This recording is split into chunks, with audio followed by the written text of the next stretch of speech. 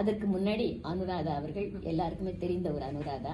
அவங்க வந்து அனைத்துலக பள்ளியில தமிழாசிரியராக இருக்கிறார். ஏதாவது ஒரு நிகழ்ச்சி அமைக்கணும்னு நினைவு வச்சிங்க, அனுராதா ஃபோன் நம்பர் கொடுத்துட்றேன். கூப்பிட்டு எனக்கு ஒரு நிகழ்ச்சி வேணும்னு சொன்னீங்கன்னா அவங்க ஆள் அம்பு படை எல்லாத்தையும் எடுத்துக்கிட்டே வந்துருவாங்க. அந்த அளவுக்கு திறமையான ஒரு அமைப்பாளர் அவர்கள். அவங்களும் இதுல என்ன ஒரு கொடுமைன்னா, ராணியும் பாடுவாங்க, அனுவும் பாடுவாங்க. இதுல பாடவே தெரியாத ஒரு ஆள் யாருன்னா நான் தான். வாங்க அனு, நீங்க இது ரெண்டு இல்ல, அந்த இனிமை எவ்வளவு நல்லா இருக்கணும்னு தெரியணும்னா ஒரு கொடுமை இருக்கணும். அதனாலதான் இது கொடுமையாக இருக்கிறது. வாருங்கள் அனு. எத்திக்கும் தித்திக்கும் எம் தமிழுக்கு முதல் வணக்கம். அனைவருக்கும் அணுவின் அன்பான வணக்கம். இந்த இலக்கியவன நிகழ்ச்சியை தலைமையேற்று நடத்தி கொண்டிருக்கும் முனைவர் இலக்கியவாணி சரோஜினி செல்லகிருஷ்ணன் அம்மா அவர்களுக்கு என்னுடைய சிறப்பான வணக்கம்.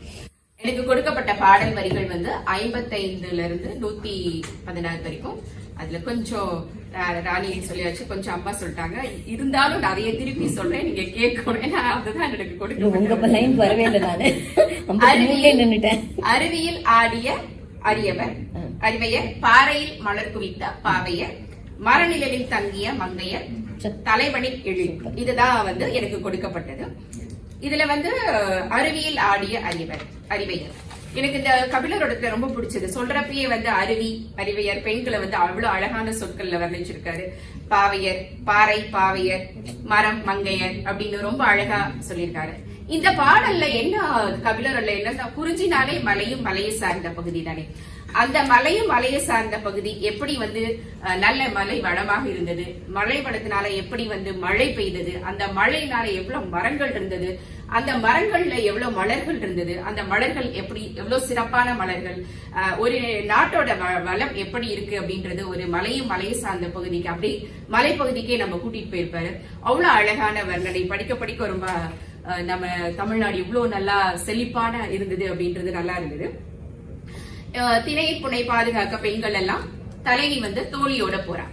அப்ப போகும் பொழுது அங்க வந்து கொஞ்சம் வந்து நல்லா மழை பெய்யுது சொன்னாங்க இல்லையா. மழை பெய்யுதுன்னா நல்லா அருவியா தண்ணி கொட்டுது. இன்னைக்கு இருக்கிற ஒரு நயாகரா பார்த்து, குற்றாலம் எல்லாம் பார்த்து அந்த 15 வயதுல எப்படி இருக்கும், அதுல குளிக்காம இருக்கணும்னு தோணுமா எல்லாருக்கும். அந்த மாதிரி பொதுவா அந்த அருவியை பத்தி சொல்றப்ப அவர் என்ன சொல்லியிருக்காங்க, நல்ல ஒளி மிகுந்த ஆடை எப்படி பழப்பழன்னு இருக்குமோ அந்த மாதிரி நம்ம ஏதாவது ஒண்ணு பளிச்சுன்னு இருந்தது அப்படின்னா பழுங்கீர் மாதிரி இருக்கு சொல்லுவோம் இல்லையா. அந்த மாதிரி பழுங்கி வந்து அரைச்சு விட்டா எப்படி இருக்கும், அந்த மாதிரி பழப்பழன்னு வெள்ளையா இருக்கிற இடத்துல இந்த பெண்கள் எல்லாம் போய் அழகா குளிக்கிறாங்க. அப்படி குளிக்கும் பொழுது நல்லா வந்து அதுல வந்து ஒரு வரி இருக்கும், நல்லா இருக்கு, நல்ல ஒரு அருமையான வரி. பொன்னாலான நீலமணி போல அப்படின்னு.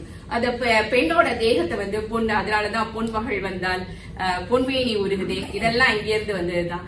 அதெல்லாம் அதுல நீலமணி போல, ஏன் கரிய கூந்தல் சொல்லாம நீலமணி போல அப்படின்னு சொல்றாங்க. மயில் தொகை சொல்றாங்க, முதுகுல மயில் தொகை போல அவ்வளவு முடி.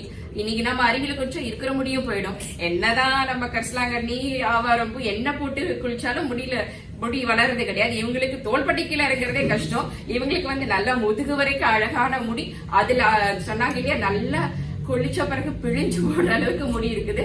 அந்த அளவுக்கு நல்ல குளிச்சிருக்காங்க. ரொம்ப நேரம் அருவியில இருந்தாலும் கண்கள் எல்லாம் சிவந்து போயிருந்தது. அதான் அவங்க இருந்தது. அதுல இருந்து வெளியில வர முடியாத அளவுக்கு நல்லா ஆடி பாடி மகிழ்ந்து எல்லாம் முடிச்சாங்க. அப்புறம் முடிச்சோன்னே அங்க நிறைய அவ்வளவு மலர்கள் இருக்கு இல்லையா. பிறப்பிலிருந்து இறப்புகளுக்கு தமிழர்களுக்கு வந்து பூதான். எந்த இடத்துல கல்யாணமா பூ, எல்லா காது குத்தா பூ, எல்லா இடத்துலயும் திருமணம் எல்லாத்துக்குமே. இப்ப பார்த்தா ப்ரொபோசலுக்கு பூ கொடுக்கதான் பண்றாங்க. இந்த பூ கொடுக்காம எதுவுமே பண்றது இல்ல. அப்ப நம்ம இதெல்லாம் வந்து நம்ம நினைச்சிட்டு இருக்கோம் இப்பதான் யாரோ எல்லாம் பண்ணிருக்காங்கன்னு. ஆனா இதெல்லாம் அந்த காலத்துல இருந்தே இருக்கு. கிட்டத்தட்ட 62 வரிகள்ல இருந்து 37 வரிகள், அந்த 96 வரிகள், 37 வரிகள்ல 99 பூக்கள் சொல்லியிருக்காங்க. நான் அவ்வளவு பூவையும் சொல்லல, அதுல இருக்க ஒரு சில பூவை மட்டும் சொல்றேன். அரக்கை விரித்தாட் போல நல்ல எருக்கம் பூ வைக்கிறாங்க. குறிஞ்சி, குவளை, ஆம்பல், அனுச்சம், மவ்வல், வெச்சி, செங்காந்தல் பூ இதெல்லாம் வச்சிருக்காங்க. இப்போ இதுல என்னன்னா, நம்ம நினைச்சிட்டு இருக்கோம் இந்த பாடல் ஆசிரியர்கள்லாம் ரூம் போட்டு யோசிச்சு அந்த அனுச்சம் பூ எழுதினாங்க, மவ்வல்லாம். ஆனா இதெல்லாம் இங்கிருந்து எடுக்கப்பட்டதுதான். செங்காந்தல் பூ எப்படின்னா நல்லா வந்து நிறைய தேனீக்கள் வந்து அதை சாப்பிடுற அளவுக்கு ரொம்ப இருக்குமா. ஏன்னா அந்த பூ வந்து செழுமையா இருக்கும். அதுதான் வந்து செங்காந்தல் பூவோட சிறப்பு. அதுல இருந்து நல்லா சொன்னாங்களாமா, மருத்துவ குணத்தை போக்கக்கூடியதுன்னு. நிறைய வந்து புற்றுநோய் எல்லாம் அது போக்கக்கூடிய. அதனாலதான் வந்து ஐரோப்பிய அமெரிக்க நாடுகளுக்கு வந்து அது ஏற்றுமதி செய்யப்படுது. இந்த பூவோட சிறப்பு என்னன்னா, நல்லா வந்து வாடி போயிட்டா கூட உதிராதான்.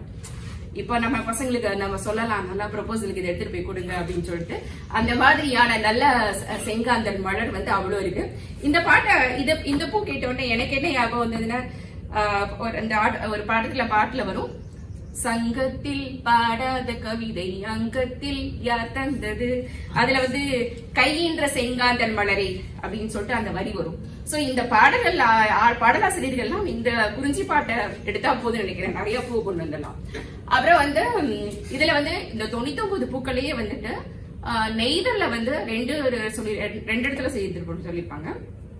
குலை நெய்தல், நீல நெய்தல்னு, அது ரெண்டையும் ஒன்னாதான் போட்டிருக்காங்க.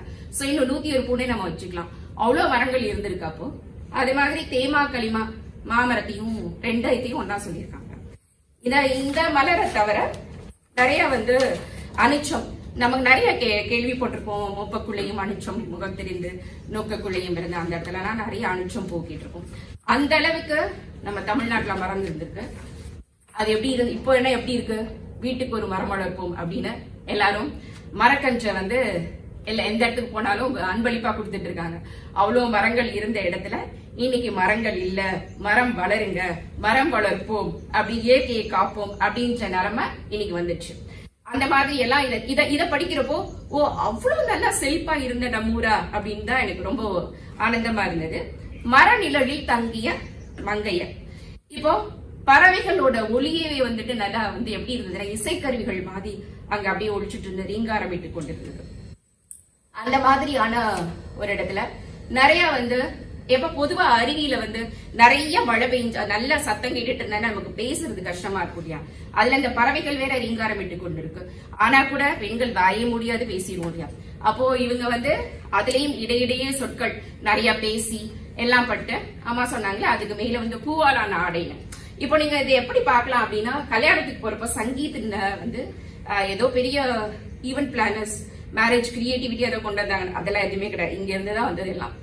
பூலே நெத்திச்சுடி, பூலே வந்து கம்மல், பூலே நெக்லஸ், பூலே ஒட்டியானம். உங்களுக்கு நல்லா சொல்லணும்னா பாகுபலியில தமன்னா போட்டிருப்பாங்க, அதுல ஒரு பாட்டுக்கு வந்துட்டு அப்படியே பூலே எல்லாமே இருக்கும். இது எல்லாமே இந்த அவங்க வந்து அங்க யாரும் எந்த ஒரு பண்ணல, இத பார்த்துதான் இதெல்லாம் எப்பயோ சங்க காலத்திலேயே நம்ம பெண்கள் வந்து இவ்வளவு அழகா கரிய கூந்தல்ல வச்சிருக்காங்க. அதாவது எப்படின்னா, பெண்கள் எங்கெல்லாம் பூ வச்சாங்க அப்படின்னா, இப்ப சிண்டர்லாக்குன்னு சொல்லிட்டு லூயிசியெல்லாம் போனா இங்க வந்து கிடைக்குது இல்லையா, ஆனா அதெல்லாம் அப்ப இருந்தது. நுதல்ல பூ வச்சது, மார்பகத்துல பூ வச்சது, இடுப்புல அல்குல்ல பூ வச்சது, அதுக்கே நெய்தல், வெங்கை, ஆம்பல் பூ எல்லாம் இருந்திருக்கு. கரிய கூந்தல்ல பூ அப்பயே இதெல்லாம் வச்சிருக்காங்க. இதுல வந்து என்னன்னா, மலர் ஆய்ந்து தொடுதல் மணிமேகலையில வரும்.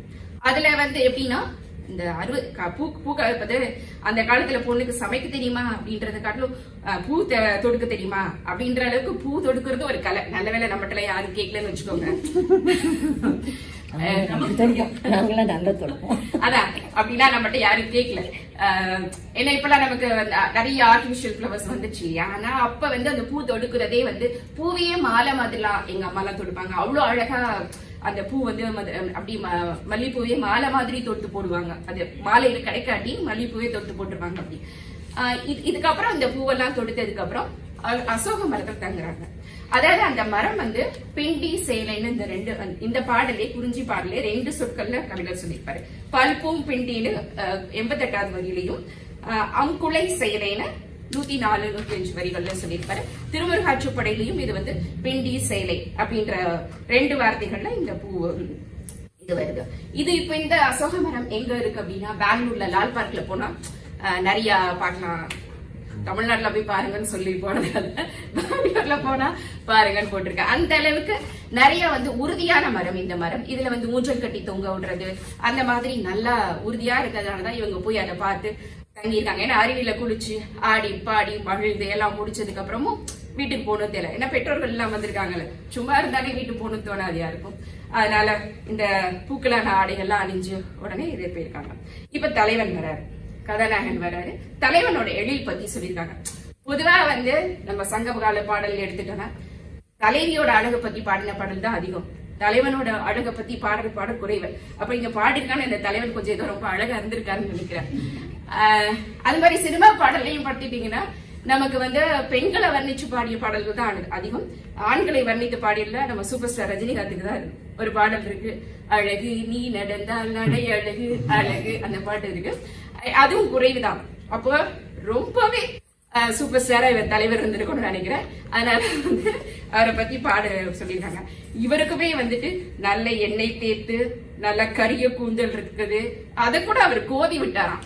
சில ஆண்களுக்கு எல்லாம் ஏன் முடியுக்குன்னே தெரியாது, எங்க பெண்களுக்கே நமக்கு இல்ல, இதுல இவருக்கு விரல கோதி விடுற அளவுக்கு எல்லாம் முடி, அது நீலமணி போல வேற சொல்லியிருக்காங்க.